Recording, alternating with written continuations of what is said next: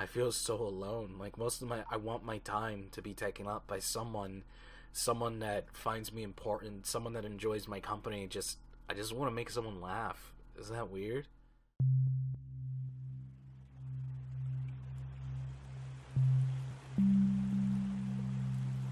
Hello there, everyone. My name is Luna, if you already do not know, and this is a Luna Does a Vlog thing where I, in fact, do that wonderful vlog thing, and today is a part 2 episode of a two-part series, I guess you could say, on Heartbreak. WikiHow's Heartbreak, looking at their article on dealing with heartbreak. And for those of you who watched the first episode, you noticed that this is strangely informative. This is actually really good, and I've kind of written off WikiHow as like a meme, as like a silly thing of weird pictures and weird Naruto running stuff, you know, how to run like Naruto articles like that. But like, surprisingly, this article is rather informative, and I believe and understand a majority of the things it says.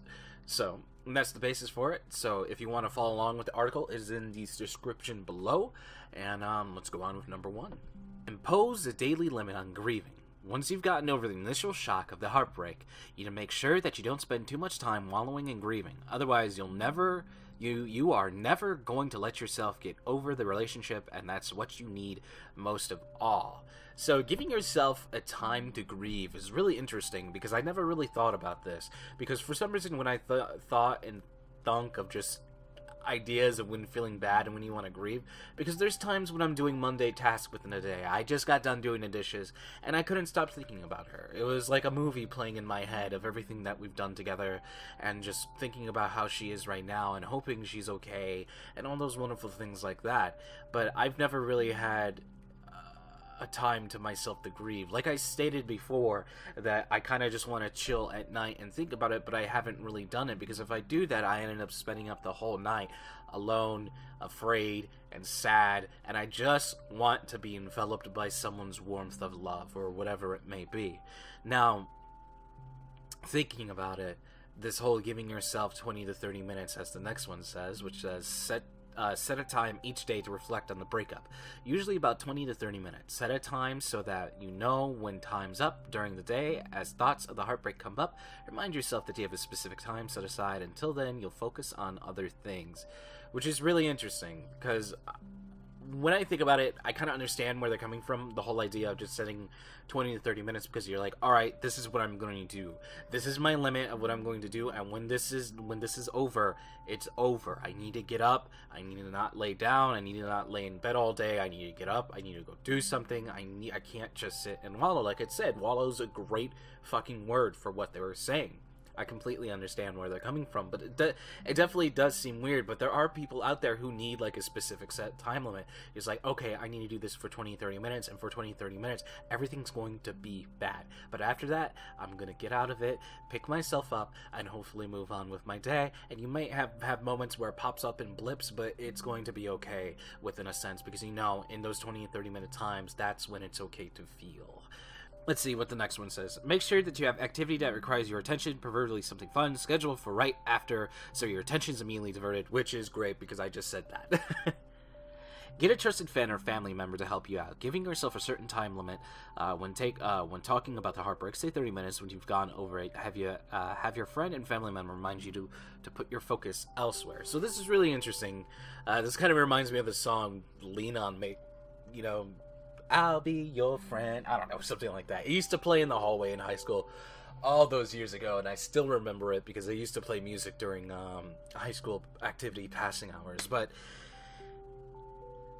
having someone there for you is really good, and definitely having someone there for you when you've just had a heartbreak definitely just brings me ideas of you just falling in love with someone, which is a fear that I have, because I've reached out to everyone. Almost everyone that I feel comfortable and I've had some form of relationship to form with, and I'm scared of falling in love or having a rebound type of thing. I can't talk to Momo about this because I just can't. This is something I can't talk to anyone about. I don't want to talk to anyone about Hannah. I don't want anyone to know anything that happened. I don't want to talk about what happened or anything along those lines, because I understand what happened. I understand why we're not together, and maybe that's the reason why I'm not crying all the time, or I'm upset, or whatever. I just feel bad because a real good relationship with someone that I love more than anything in the world is over just because of selfishness, I guess you can say. I don't know, there's a lot of things, just a lot of personal reasons that I feel like I want to say, but I can't say. It's really hard, man. Alright, let's move on to the next one. Oh, this picture's so weird. Beware of the rebound. There's nothing wrong with bolstering your confidence with an easy rebound relationship. As long as both parties knows that it's all about, you're going to be in a mire of low self-confidence and vulnerability after each reach and split, and there's really a bad time to try to start something real with someone else. Yeah, that's what I'm afraid of. That's what I'm really afraid of. I don't want anyone to be a rebound. I've been a rebound. You know, when Hannah ended up breaking up with that dude that she was with, and I was there to help her through it, it took us 6 to 7 months for me to be able to be in a relationship with her. Like, it's difficult, man. It's difficult, because there's people that I never thought of wanting to have any relationship with, but there's times where I'm like, I just want you to love me right now. I want you to tell me that you love me. I want you to be intimate with me. I want you to... everything along those lines, which I know that isn't something that I should do, and really, I think I'm at the point where I could just straight up ask someone and be honest with them with it, but it's just... it's so hard, because I feel so alone.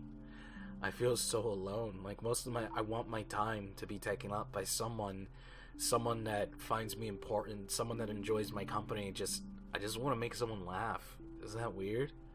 That's weird. I loved making Hannah laugh. I just want to do that. I love making people laugh. Like, that's what I'm good at. That's the thing that every time I've dated someone, all the way from high school to now, that's the thing that they've always said about me, that I was funny. And I just want to be something that everyone thinks of me as. I want to be great. I don't know. It's weird. I don't know. And say, if you're going out to the party trying to moderate your drinking, both so that you don't end up drunk, calling, texting your ex, so that you don't think it's a really good idea to start something with someone because you're feeling down and your self-esteem is low. So just pretty much don't be a drunk asshole.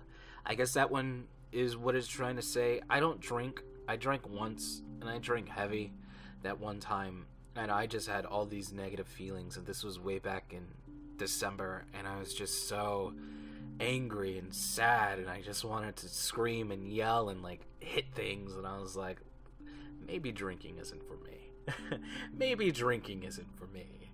But yeah, man, that's dangerous. Drinking, mixing stuff, you know, when it comes to drinking, when it comes to doing anything that's slightly harmful to your body, a lot of people have this kind of, I don't know, blasé attitude to it, but like, why are you telling me what to do? Which they definitely have a right to do whatever the fuck they want, but when it starts to become destructive, I feel as if that's when people start... I feel that's when it's the right time for people to cut in. Though it may not seem that way to someone who's drinking heavily and using it to cope. I think it's good to cut in around those times, because you can't really tell anyone what to do, because it's their body and they can do whatever the fuck they want. And if someone ever came to you and told you to stop doing something that you enjoy, and you aren't going too crazy with it, you aren't harmful, like, you'll be pretty fucking upset, and it's understandable. Alright, let's see. Have your friends help you out. If it looks like you're coming in for a fall, have them remind you about rebounds, and just make sure that's really what you want, which it can be, but you'll need to check yourself. This just reminds me of high school, where I used to go from girl to girl randomly. I just love the idea of falling in love with someone and then just completely, like, making them miserable, which is a weird thing. I don't know if I should talk about it, because it's a really awful aspect of myself that I don't know if I still have, but the idea seems so fucking romantic to me that it's probably really dangerous. But rebounds, in high school, that's all that's happened. Never really happened within my own thing. I don't know if rebounds could be bad. Just, as is stated in the beginning, state it. Ain't anything serious. And if they have an issue with it and they don't want to be with you anymore or anything along those lines, don't be a dick about it. Don't be a dick because they don't want to be the rebound, you know? I don't know. Weird. Next one. Oh, look at that. Watch how you act online. Making Luna does vlog things, huh? See, watch how you act online. There's also refers to texting and calling. You really want to make sure you don't post tons of angry and upset things about your phone and relationship, and don't want to invite anything to witness your mental breakdown over Facebook status updates. I'm trying not to do that. I really am not. I was really bad at it way back when. You know, I love Hannah more than anything. I was truly in love with her. And I have a feeling at one point in time she was truly in love with me before everything started going to shit. It's just that I don't want to say anything bad to her. And there's something that I said bad in the last episode about her that I fucking regret. I thought about it after I uploaded it and I was just like, why'd you say that? Why'd you say that? And I feel like talking about it. The whole idea of wanting someone to be miserable. But I guess I can understand that.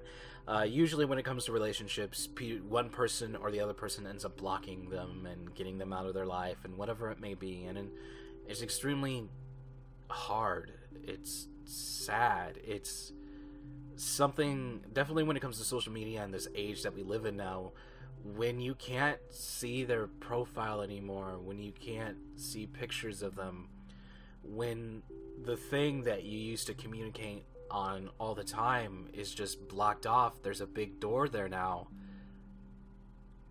it hurts. And that's what I'm discovering right now. You know,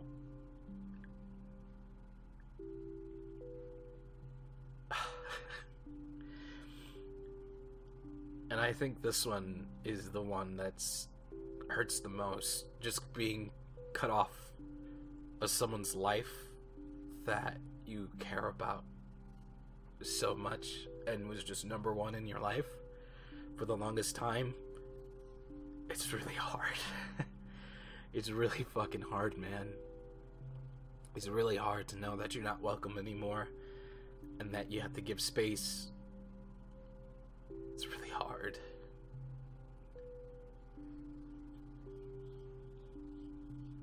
Alright. Let's see, the more you text call your ex, the harder it will be to move on, especially if they broke up with you. You'll be doing nothing more than boosting their self-esteem and lowering your own. Delete them from your phone, block them on social media, and don't ask your friends or their friends how they are. Yeah, what sucks is that I know this is the healing process of just trying to separate themselves from one of you, because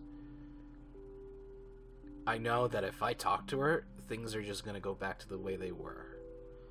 Because there is a definitely tear and rip in our relationship that I know that I want to fix, but but yet I know at times my headspace for it is just completely negative, and I just don't have like the time or the excuse or just anything regarding it, and it just sucks. It fucking sucks.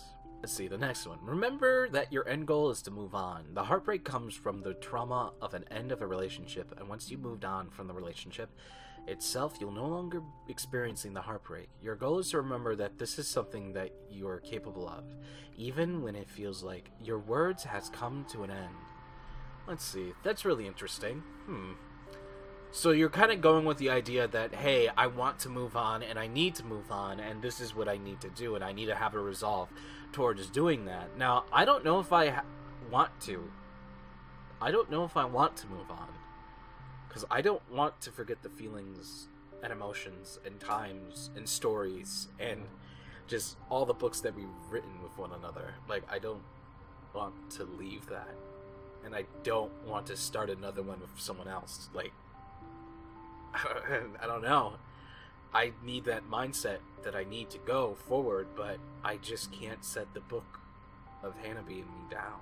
Let's see, the next one. You still have a future. Remember, even though it no longer involves the other person, you still have hopes and dreams and plans for what you'll be doing. You'll be grieving the loss of the dreams that you're working for one another, but you need to remember that you can replace those dreams with new ones.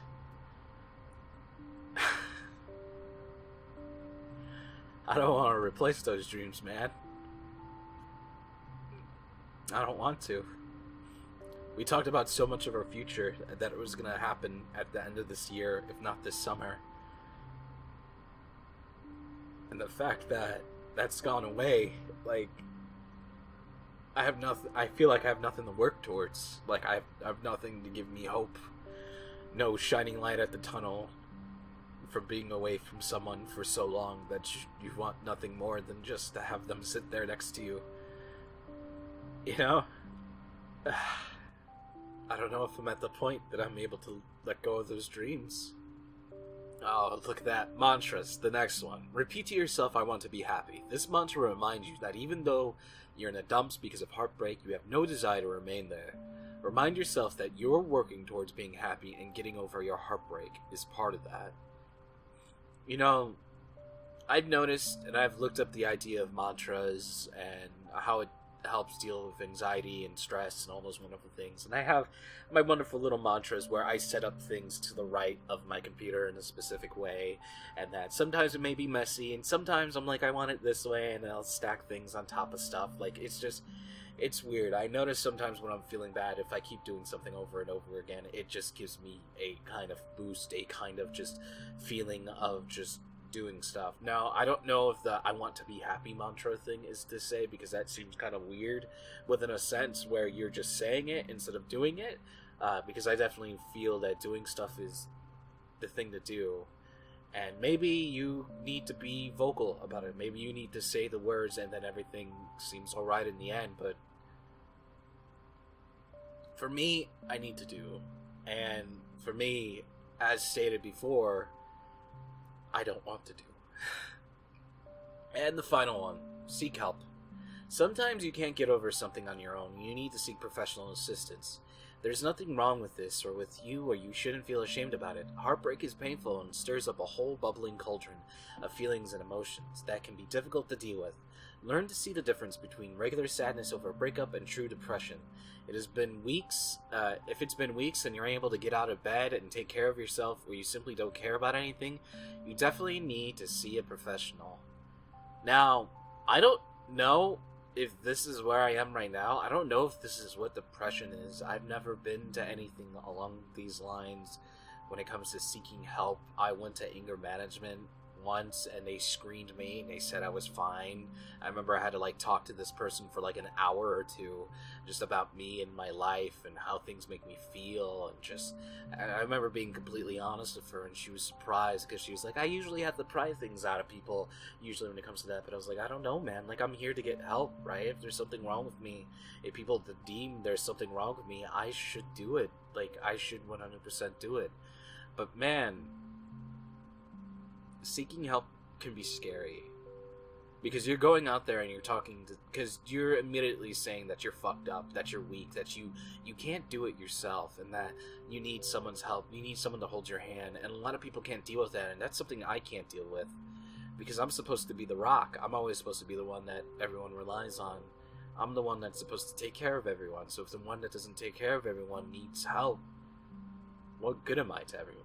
You know, what is this idea that heartbreak is crippling so much that I can't be who I was? I don't know, man. When it comes to seeking help, it's scary because definitely it's financial, and some people just don't have the means at all.